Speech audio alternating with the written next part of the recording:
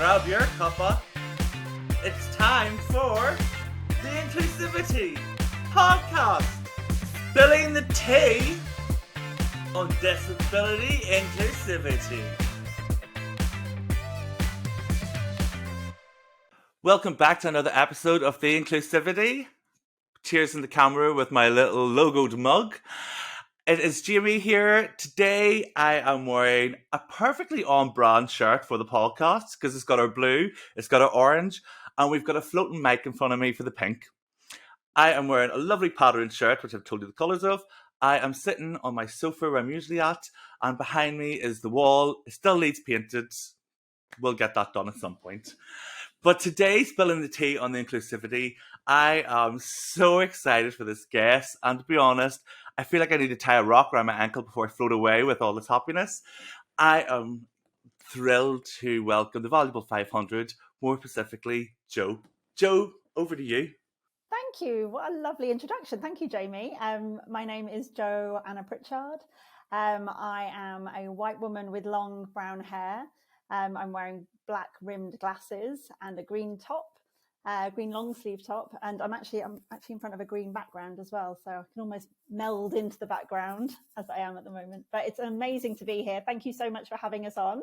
We're equally delighted to be talking to you today, so thank you. I just want to scream with excitement. I was so excited that I got ready a day early and was sitting here and realised, oh, wait a second, I'm a day early. Then realised I had a blind moment with an invite. Excitement makes you do silly things. Doesn't help when you're registered blind. So I'm noticing a trend, by the way, with a lot of my guests, Jo, is we all have a lot of green walls. What do you think that's about? I don't know. To be honest, it's the only place in my house that hasn't got lots of furniture around and bits and bobs. So it's just a quiet place. I think it's almost like a free screen, green screen. People pay loads to get a green screen behind them. We've already got it on our walls. We're good. It's included. Green screen included. This is it. And it's my favourite colour, so it's always good in the eye, so it is. But today we are going to talk about the absolutely incredible, empowering, inspirational, motivational, every happy, describing, positive adjective for the Valuable 500, because the work that you do it's just phenomenal. Like, I am extremely privileged to have you on the show because I have been, I'm not going to say I'd admire because that makes me sound like I've been kind of following you around like a band, but I have been a supporter, an advocate, and just completely blown away by the work of Caroline Casey and the Valuable 500 because you are changing the face of disability across the world. So do you just want to tell our audience a little bit about who you are? Yes, I'd love to. Thank you so much for that. So the Valuable 500 is a global network, a global partnership of 500 CEOs who have signed up individually and personally. So we have 500 actual signatures of the actual CEOs to say that they will put disability inclusion on their boardroom agenda, commit to one action from that agenda item, and then deliver that action, whether that's for their customers or whether that's for their colleagues within the business. We launched at the World Economic Forum in Davos in 2019. So you've just mentioned our founder, Caroline Casey, who has been a huge disability inclusion advocate and campaigner her whole life. She is registered blind herself, has lived experience, but also has corporate world experience, having worked at Accenture in her early days and hid her disability. So it was really her vision, her idea to set up and launch the Valuable 500. And her mission was to get the business leaders, the power players, the people in the world that really control the money, control the brands, control a lot of our lives together. How do we bring a big enough number of CEOs together to really start to drive system change from the inside out for disability inclusion? Primarily, the driver was that disability is so invisible. When even as part of diversity conversations, you know, companies will talk about being diverse, they'll talk about diversity and inclusion, they'll talk about equity, and you can search for quite a long time before you find the word disability as part of that conversation. And that was very much the case when we launched in 2019. It's definitely getting better, but really our mission is about making sure that disability inclusion is part of that not only the diversity conversation, but the business sustainability conversation. And how do we start to shift the agenda to be more inclusive of everybody? And it's so true. Disability is often left off the boardroom agenda. We see businesses when they talk about the diversity, equity, inclusion work. There is talk of ethnicity, there's talk of gender, there's talk of LGBTQ+, but they always miss disability. And for me, I always stop and I think disability doesn't discriminate. It can impact anybody at any point in your life, whether that be 80% of us who've acquired it, or is the vast majority of people will experience temporary disability, broken limbs, and sickness, any time in your life where you have to consider your own accessibility. So this impacts us all, and people wait until it happens to them before they kind of start to think, oh, how do I change this? So I think the work that you're doing to kind of put this at the heart of the business is something that is needed for a long time. So for me, as a person with disability and lived experience, I just look at it and hope, because one of the things I think is fantastic about it is it's almost putting it in everybody's mouth. Usually in businesses, if they are a little bit inclusive, they have maybe groups set up to support everybody. They've maybe got lovely posters and things like that, but they don't have the leaders buying in, and that's what the problem is. So for businesses maybe who haven't really got a disability on their agenda, what would be your advice around that, Joe? Well, first of all, we've got a waiting list, so they're very welcome to speak to us about joining and joining our movement as part of the Valuable 500. I think it's thinking about disability inclusion in the sustainability context. It's thinking about the employees that you might be missing out on supporting if you've got, well, you will have disabled employees, whether that's physical or invisible disability within your workforce. So how are they being supported? How are you making sure that they're getting the most out of work and you're getting the most out of the people that you're employing? And similarly, from a customer perspective, if you're not being inclusive of people with different types of disabilities, then you're missing out on a market. You're missing out on sustaining your business to an audience that otherwise won't be able to access it. So I think the way to start really is to assess, to audit, to look at your processes, to think and to bring the right people into the conversation. So if you haven't got people with disabilities as part of the conversation, as part of the thinking from the beginning, and you can't, it's much harder to bolt on inclusion at the end of a process. So it's really looking at who you've got around the table at the beginning of conversations and making sure that you've got the right voices in the mix. And that's something you do at the Valuable 500, is that representation. And I think it's actually something that I had seen when I kind of started in AMS. So AMS, we are a global RPO company. I think we were like number 26 or 29. Don't quote me. Caroline Casey did mention this to our founder before. So it was like 20 something signature to sign up to Valuable 500. And for us, I think when I joined, I seen all these little different things by Caroline, and it's where I kind of learned who you were. But what I liked the most was the representation. And it's not just representation. What we all envision disability as the global disability symbol, which is the wheelchair. That the Valuable 500 is pushing beyond that. They're showing that disability is diverse, it is different, it is something to celebrate, and it's empowering. So can I ask about maybe some of the work you've done around getting representation out there? Yes, absolutely. And that's one of the things that we do quarterly, actually, for our members first, in the first instance, but the reports do go out to the rest of the world and anybody can access them from our website, is that we produce a global trend report. So looking at the different trends that are going out globally in the space of disability inclusion, what our companies are doing to progress the agenda, what other companies are doing in the space and in the sector, so that we can all learn from each other. And it's all about kind of collaborative competition in a way, that we all work together. It's not always working together in its simplest form, but it's learning from each other so that we can not have to do things 499 times over, that one company might do something once and the other 499 could use that information and that research or that idea and potentially do it within their own organization. But in the representation space particularly, we are in the process of building a creative platform with Sony and with some of our other corporate partners, looking at how we can connect creative talent, both in front of the camera, behind the camera, disabled speakers, disabled models, actors, with our companies and beyond. So that is something that's it's so important, that whole, nothing without us, but also if you can see it, you can be it. How do we make sure that disability is part of the advertising campaigns that we're seeing, the products and services that are out in the world? So that's something that we're really excited about, that we've started, but won't be available already probably until towards the end of next year. I mean, like, representation, as we said, representation really does matter. I think about myself when I was at school.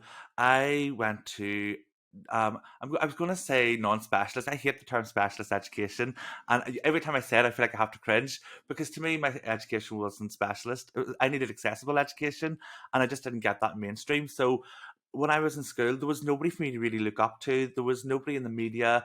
There was just nothing for me to kind of understand that my disability was enough. It wasn't that I was less because I didn't use a wheelchair, or because what disability was being portrayed to me was one narrative, and I didn't understand that it was okay to be me.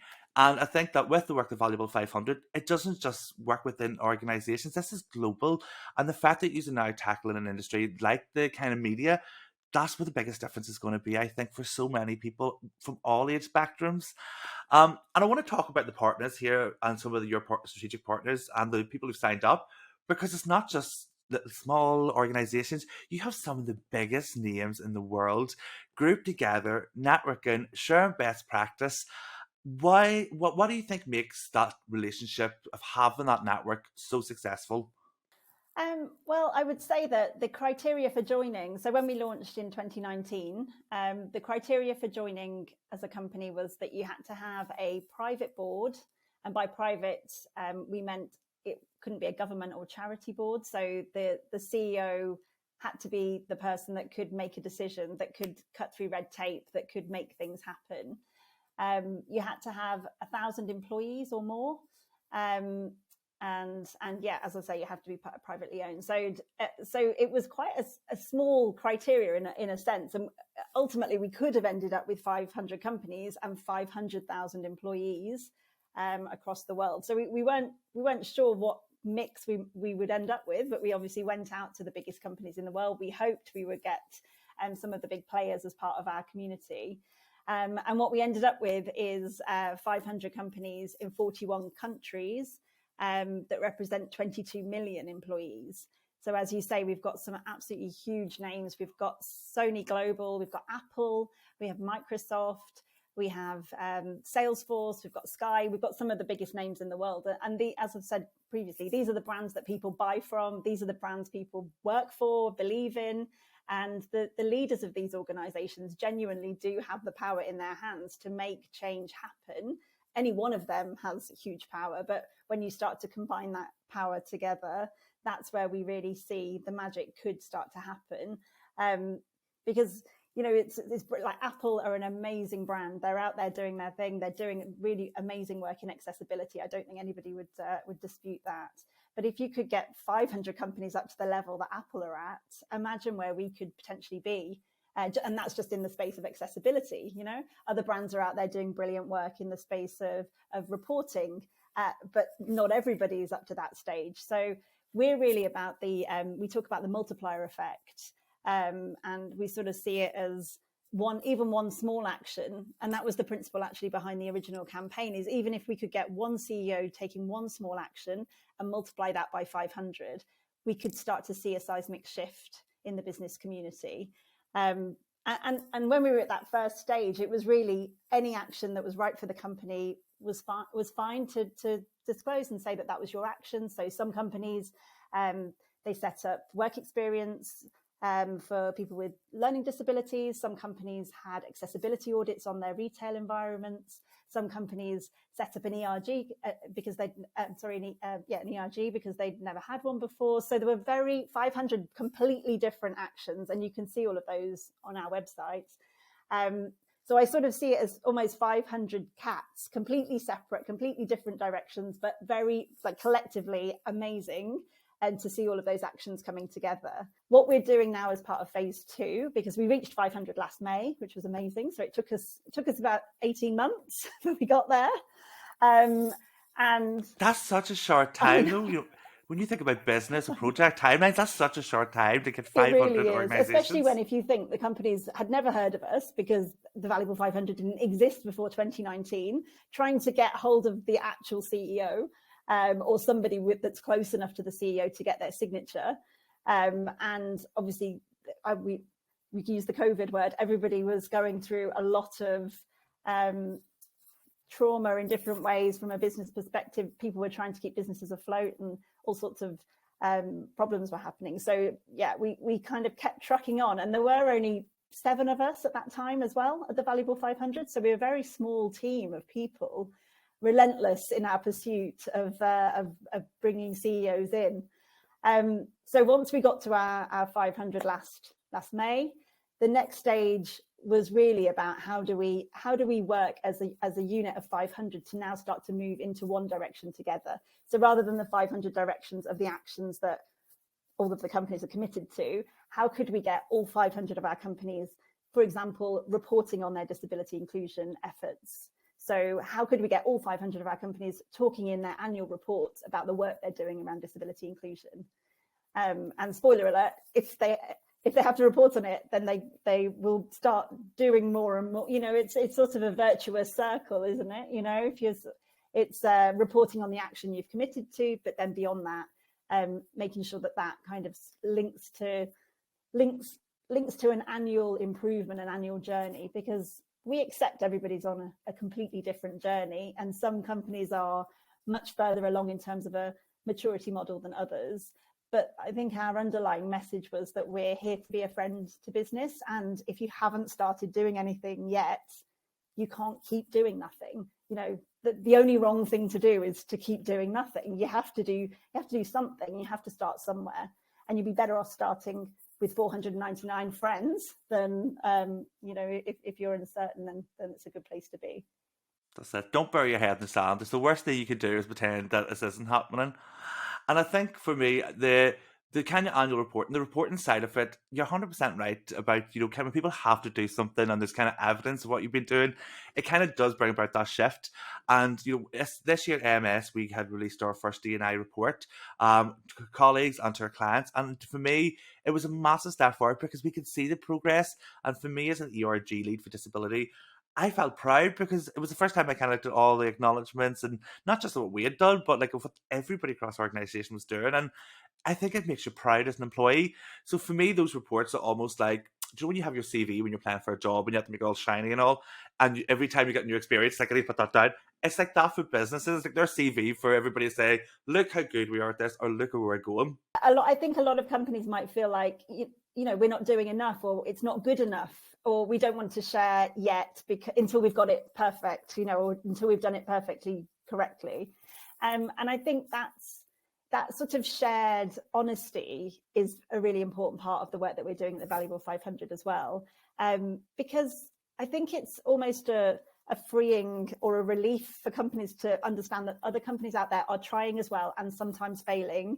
You know, even the companies that we've got within the 500 that are really in the leadership space, you know, that they are doing amazing things, would say to us, we haven't got it all right. This is a journey that we're on.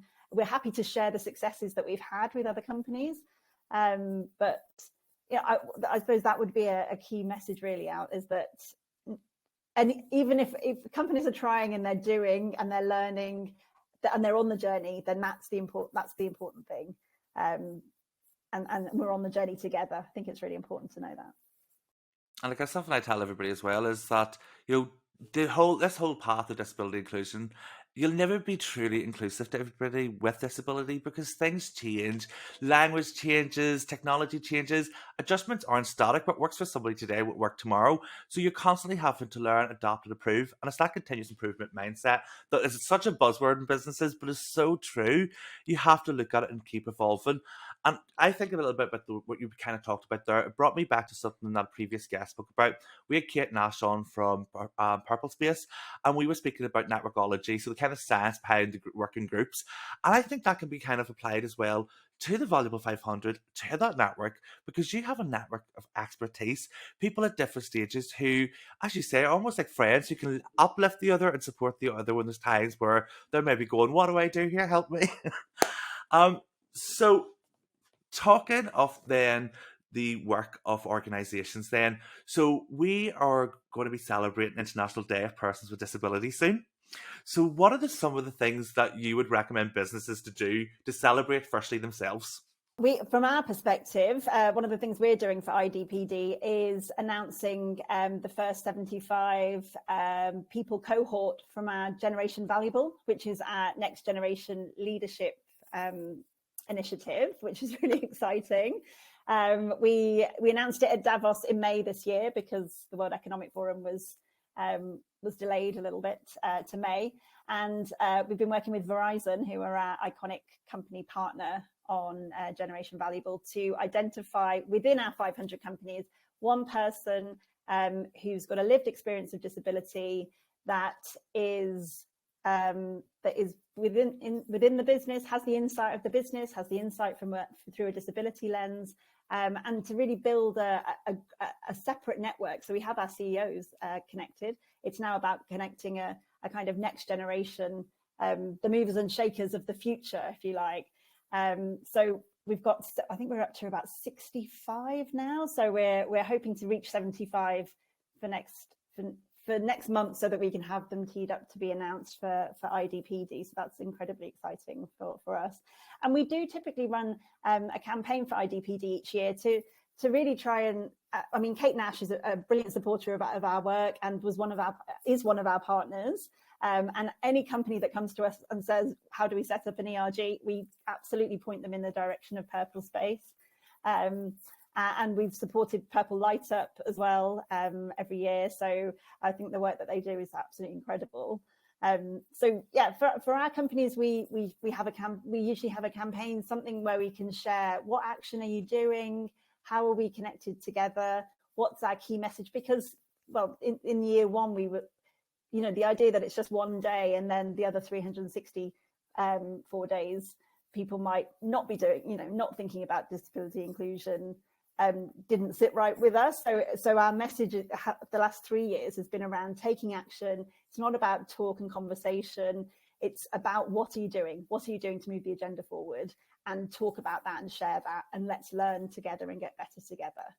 And so that's about connecting the conversations for us, and making sure that, if we know that there's a company in Germany thinking about the bias in their recruitment process, but we know another company in France has already looked at that and might have some learnings to be able to support and help, then we've been, very much manually connecting those conversations to try and save time, to make sure that, to try and help things happen quicker. So, I mean, that's ultimately what we want to do, is kind of get there quicker. Inclusion's, it feels like could be potentially a slow journey. So if there are answers out there, then let's share them. And I think that could be more celebrated at IDPD, really, is kind of like, what are companies out there doing, and let's tell each other about it.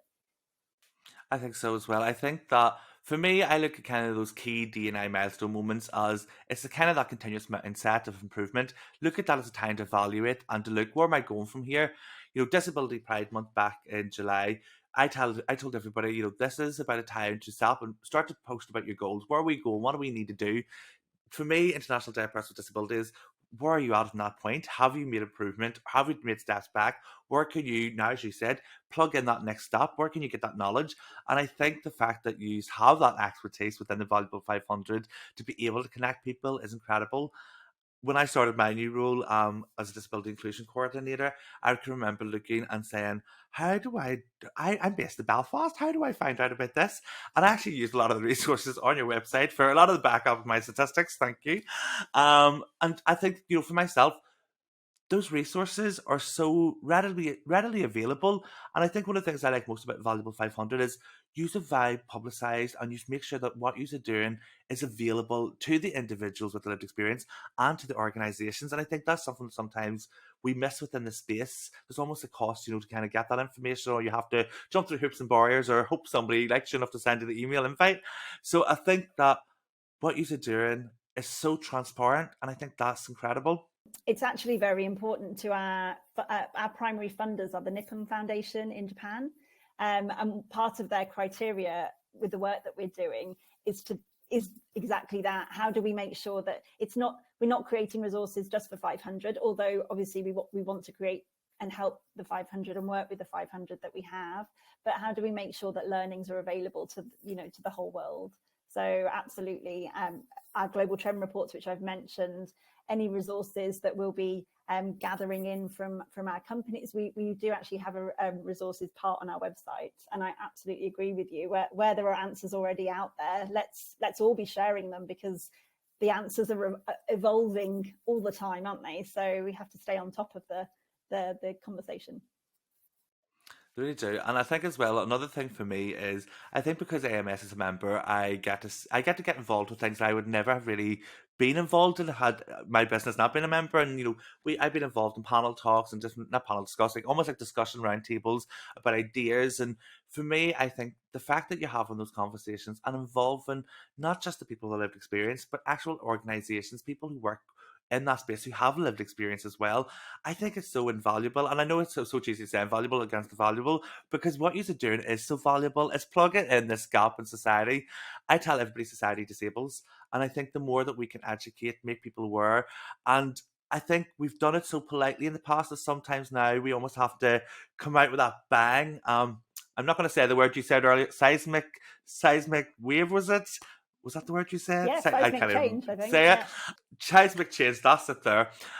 So talking of International Day of Persons with Disability, what would be, so for an organisation who is saying, right, we're going to use this as a time to set our goals, what sort of goals should they be setting if they've not done it before, firstly? And then the second part would be, if it's a company who's maybe stuck, what should they do? Depending on where the company is, so there's some amazing organisations out there that exist for that, to help support businesses to be more inclusive of disability. So in the UK, you've got the Business Disability Forum, for example. In America, you've got Disability In Australia, you've got the Australian Disability Network. So wherever you are in the world, it's very likely that there is a brilliant organisation that is run within that country that can help support you with workplace adjustments, with legal advice, with thinking about your processes and how you might start to make those more inclusive. So, I mean, that's a kind of step one place to start. If you've literally done nothing before, having a partner on board in your local market to support you as you start on that journey, I think is a very good place to start. A lot of our companies will talk about the data, the challenge they have with making a change happen when they have limited self-ID data, or they don't necessarily know how to ask in the correct legal way their employees about disability. And obviously we know that a lot of people don't like to disclose that they're disabled, because that they might just not want to do that. So there is a big kind of conversation that we've actually been having with 50 of our companies around self-ID, and how do we as companies get better at getting the data so that we have the information in order to make the decisions to help best support our employees in the space of disability inclusion. So we're absolutely open to companies getting involved in that conversation with us, because that is a great example of a space where we're bringing collaborative learnings together. That's being led by Google, actually. Google and Deloitte are working with us on that project, and we are planning to launch a kind of playbook around that. So from a data perspective, how do I start as a business? What do I ask? How do I ask? How do I be best supportive of the employees I've got that might have disabilities? And so the data is another sort of basic place to start. An ERG, setting up an ERG. So again, we've actually got a list. we just call it our directory. We have a list of organizations that are out in the world doing brilliant things. Obviously, Kate Nash and Purple Space are on there.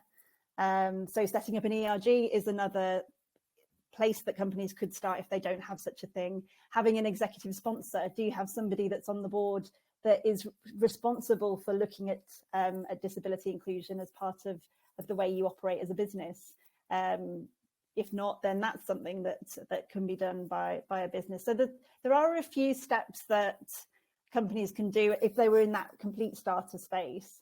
I think education as well, having outside consultants come in and talk to the leadership team about being more inclusive, maybe help them to understand disability from if the different models of disability if they haven't had that kind of basic knowledge before.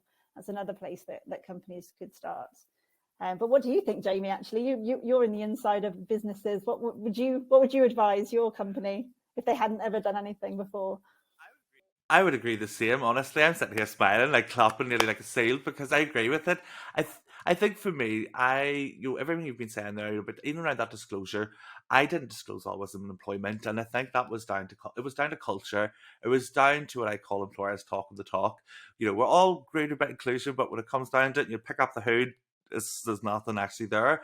So it was like, for me, I struggled. I didn't want to disclose my extent of my disability. Like, I told people I could wear glasses. Glasses did not help me in any way, shape, or form. So I don't know why I told people that. I told people I had bad eyesight.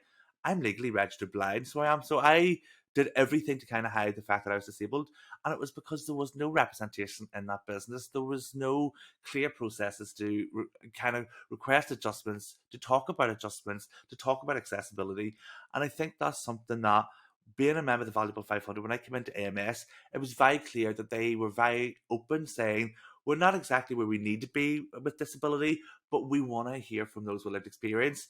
And I think I celebrated my 3-year anniversary at AMS there last week. And in that 3 years, it's changed me. And it was because they were putting me in the conversation. And as I said, they invited me to walk the walk with them and using my lived experience and that of other colleagues to kind of help drive that conversation and show the person behind the disability and to let people know about the impact. I think that has been something that we have maybe picked up because we're a member of the Valuable 500 and because of looking at what our partners or clients are doing, because a lot of them actually are members as well, which is, I think that when you network with people and support or in that kind of circle of clients or colleagues or whatever it is, and you're able to tap into that resource, it's incredible because people talk. Do you know what I mean? Like, people within the disability world, we talk. I've told people about bad experiences. I've told them about good. I've told people not to apply for certain places. And now I look at what you're doing and the work, that kind of cohesiveness is missing and has been missing for so long. So for me, it's, as you said, look to what other organisations are doing. Don't say that you're an inclusive employer if you're not, because that is the biggest letdown for somebody. I tell people when they're looking for jobs, go look at the company's website, or if they're in the UK, are they a member of the Business Disability Forum, are they a member of the Valuable 500? And that's something I advocate is, we as disabled individuals, we need to know if an employer is going to support us, and companies need to really talk about that. And if you aren't doing or not in the best place with it yet, be transparent and talk about that openly, and then have people help you make that change. One of the things we did last year, we did a piece of research with Tortoise Media into the FTSE 100 on this very topic around self-ID, and we got absolutely zero executives in the FTSE 100 disclosing that they had a disability.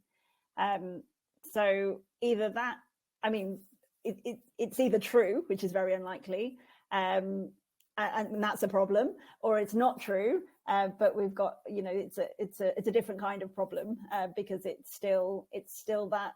And we were talking actually last week about the difference between self-ID and public disclosure and whether those conversations should be separated. It's kind of like you say at AMS, self-ID to your line manager or to your business so that you can be the best you can be at work, versus publicly disclosing out into the world is potentially a different type of topic. So it's thinking about how, it's not a challenge that we all then we can't all say, oh, it can't be done. So we have to work out what is the best we can do at the moment with the law as it is across the land, because the law is different, obviously, in every country. What's the best we can do at the moment? And can we do that as a 500? And if we can do that as a 500, then it's a proof of concept in lots of ways that it is possible to do a version of this out into the rest of the world. And that's really, I mean, the 500 companies that we have, we do see that as an opportunity to, it's almost like an innovation incubator in a way. It's like, what can we solve together as the challenges that are out there at the moment? What can we test and solve together and then release out to the world as a kind of version of the answer around different topics? And that's something that we've been, that we're working on at the moment. I think that is going to be an absolutely incredible resource for business and individuals, because I think when your work is so transparent, I think that it helps you as a person in employment with disability to better know about what employers should be doing, so you know what good looks like, because we don't know what it looks like. When you've had negative experiences or you've struggled to retain or gain employment, it's hard to know when's enough is enough. When should you walk away when you're frustrated, you're not getting your support? When should you say, no, I need you legally to support me here? And I think that transparency, for me, the empowerment it gives to individuals is honestly, it's been needed for a long time. And to think you've only been around since 2019, we're in 2022, in the short space of time, the impact that you've had globally is phenomenal. I use this word phenomenal a lot. I look so I am tired, my conscious bag's of under my eyes. it's carrying the world, trying to get it up to speed. I want to speak a little bit more about Generation Valuable, so Generation V, because for me, I think that representation, we've talked about this the whole call, it really does matter. And to train up people who potentially may have never had the opportunity to speak to a senior leader, or perhaps maybe be in a boardroom or understand the dynamics of that part of the business, I think that to be putting people with that lived experience there, the impact that is going to have on future businesses is just going to be, I'm going to say phenomenal again, but I'm trying to think of a different word. It's going to be magical, impactful, powerful. And you're our Generation Valuable person, aren't you, from AMS, I believe? I will be, yes. I will be. I will be. When this is released, the whole world will have known. So we're good. I'm sure if that's a secret. I will be. Edit that bit out. It was a secret till International Day. So do not worry. Yes, I am super excited. For me, I read about it a few months ago. This was going to be phase 2, and I can remember. I think was there a stage it was going to be called Vanguard or something, or as I imagined this. Thank you, Jamie, for remembering this. It has evolved. The name has evolved. It was at one point it was Valuable Vanguard, but that didn't translate brilliantly globally as a word. So we needed something that felt much more translatable for a global audience. And Generation Valuable came to us over lots of conversations about what do we call this? How do we make this feel how we want it to feel? Which is, this kind of next gen, this future world and space of innovation and sustainability, and the space of accessibility and disability inclusion. We wanted it to really feel like an amazing thing to be part of. And actually, for those that wouldn't necessarily know about it, it's looking at the C-suite of tomorrow. It's looking at who are the movers and shakers within business that have lived experience of disability, and the power of that collective, the multiplying effect of bringing those voices together. It's really designed to accelerate those opportunities for people to become the next C-suite. So how are those people within our 500 companies being supported?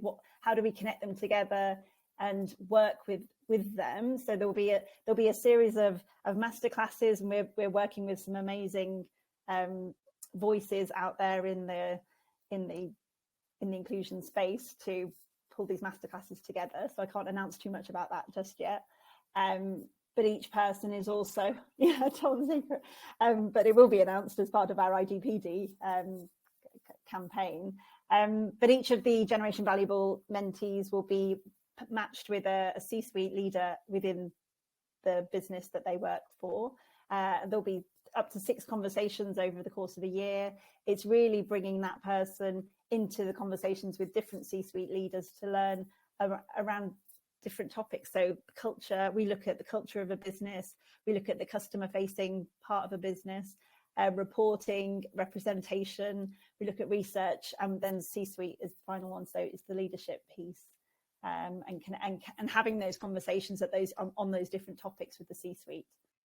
And like usually for me, whether when we look at organizations typically in the past when they were trying to drive change or bring about change in the business, they would go for those work experiences. Let's bring in some people with disability work experience, or let's bring them in for a training day or something. They started off quite small, and for me, I'm looking at this used to come from the complete opposite end. I did love the title Vanguards, by the way, because Vanguards, because it reminded me of Star Wars. These guards they have in Star Wars, Star Wars man over here.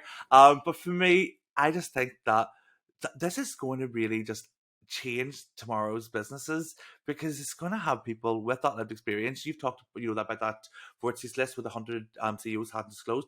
Imagine the CEOs tomorrow that if we did have them openly disclosing, and when you're in an organization, I bet you that line, oh, we don't hire anybody with disability or nobody's disclosed, I bet you if a CEO was openly disclosed, that would change, and that narrative would be completely different. That narrative from the top down is something we've always been quite passionate, very passionate about, I should say. Our chairman is Paul Polman, and Caroline met Paul at One Young World back in 2017 in Colombia.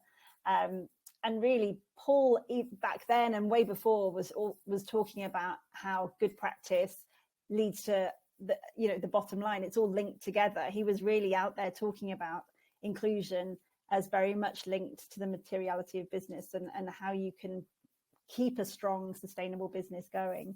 And Caroline was very much, imagine if we had 500 Paul Polmans. Imagine if how the world might change if we had 500 people like Paul out there talking in this way. So I absolutely agree with you. Changing that narrative, making the invisible visible, getting that next generation of talent together. And that network will be so powerful and strong. I mean, we have the privilege of talking to 500 businesses, people like you, Jamie, in different businesses, and we can sort of see the individuals, but being able to bring that connection together is going to be amazing. So we're really excited to, we're definitely going to have 75 by IDPD. We may well have more, because there's lots of companies saying that. Yeah, well, I mean, the more the merrier, really. If we could get 500 by IDPD, it'd be amazing. And ultimately, we will have 500, but one step at a time.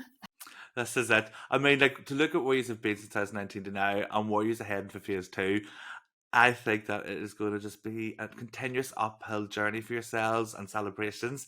And I am conscious of time, but I want to, before we kind of go into a little maybe or spill the tea moment, where we talk about a moment recently that you've maybe seen as being uninclusive, or you've maybe helped change something so it was inclusive or accessible. But I just want to say, Joe, this has been an absolutely incredible conversation. You have blew me off my little seat. Well, it's been amazing for me as well. So it's just lovely to meet you. AMS, as you say, have been a huge supporter from the beginning. Rosaline, who is your chair, is on our advisory board as well. So Rosaline's been personally a huge advocate and a huge support. So yeah, thank you for having us and for championing the work that we're doing, because it's going to take all of us. It's the work of inclusion is never done. So 100%, nothing for us without us. But just then before we go, then do you want to spill the tea? And I'll do a wee toast with I just slapped my mic. I'll do a wee toast with my mug. Spill the tea moment. Tell us a little moment there for you spilling the tea. Well, the obvious one that springs to mind for me, Jamie, is COP26, when the Israeli minister last year couldn't access the event. So she was a wheelchair user. They obviously hadn't done any kind of audit for disability inclusion on the accessibility of the venue.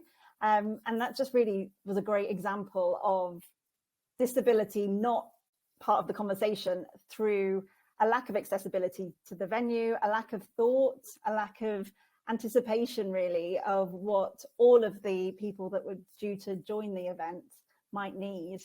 And I think having that global platform, but the voice of the Israeli minister missing from the conversation was a really sad moment for me, and it really showed that there's so much work still to be done when organisations aren't thinking ahead to be able to be inclusive of wheelchair users in that way.